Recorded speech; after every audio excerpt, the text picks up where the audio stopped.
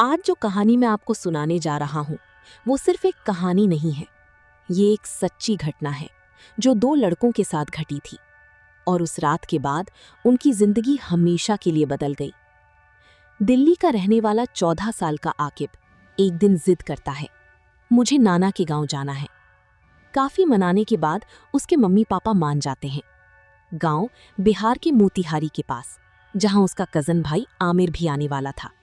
दोनों की उम्र लगभग एक जैसी, भाई कम दोस्त ज्यादा। गांव पहुंचते ही दोनों का एक ही शौक शुरू हो गया, मछली पकड़ना।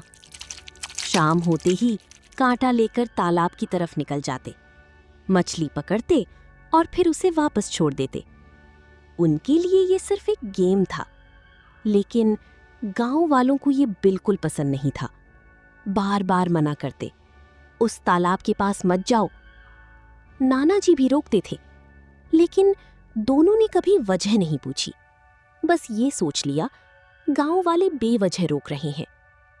फिर दोनों ने एक फैसला किया, अब हम रात में जाएंगे। रात 9:30 बजे, जब सब सो जाते, ये चुपके से निकल जाते। कुछ दिनों तक सब ठीक चलता रहा, लेकिन एक रात सब बदल गया। उस दिन नानी सो नहीं रही थी, इसलिए दोनों को देर करनी पड़ी और रात 12:30 बजे ये तालाब पहुंचे। चारों तरफ सन्नाटा, ना कोई आवाज, ना कोई इंसान, सिर्फ पानी की हल्की हल्की हलचल। दोनों मछली पकड़ रहे थे। करीब 20 मिनट हो गए, कुछ खास नहीं मिला।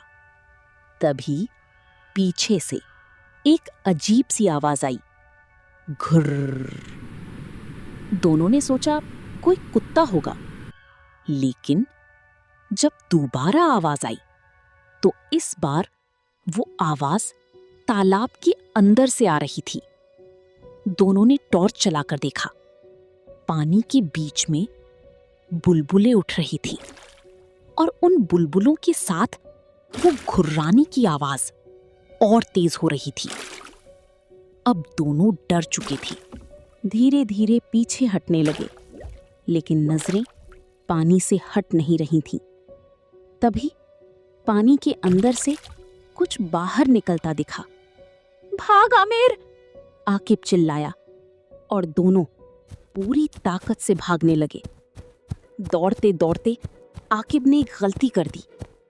उसने पीछे मुड़कर देख लिया और जो उसने देखा उससे उसकी रूह कांप गई। वो चीज 2 पैरों पर दौड़ रही थी। उसका शरीर मगरमच्छ जैसा और चेहरा छिपकली जैसा।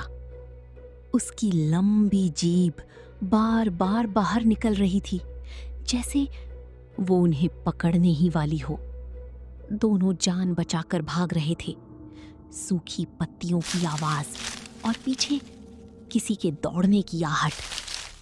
भागते भागते अंधेरे में दोनों का सिर एक पेड़ की टहनी से टकराया और वहीं बेहोश हो गए।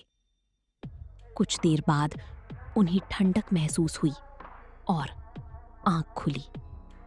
वो अभी भी जंगल में थे, कपड़े फटे हुए, शरीर पर चोट के निशान, लेकिन वो चीज गायब थी। दोनों बिना रुके घर की तरफ भागे। सुबह 4:30 बजे घर पहुंचे। नानी ने पूछा, कहाँ थे तुम लोग? डर के मारे दोनों ने सब सच बता दिया। नाना जी ने जो कहा उसे सुनकर दोनों के होश उड़ गए। उस तालाब में पनडुब्बा रहता है, एक जल पिशाच, इसीलिए पूरा गांव तुम्हें रोकता था। उस दिन के बाद आकिब ने कसम खा ली, कभी भी ऐसा खतरनाक एडवेंचर नहीं करेगा। कभी कभी बड़े हमें बिना वजह नहीं रोकते। उनके पास ऐसे राज होते हैं जो हम समझ नहीं पाते। और अगर आपके गांव में भी कोई ऐसी जगह है जहां जाने से सब मना करते हैं, तो शायद उसके पीछे भी कोई कारण हो।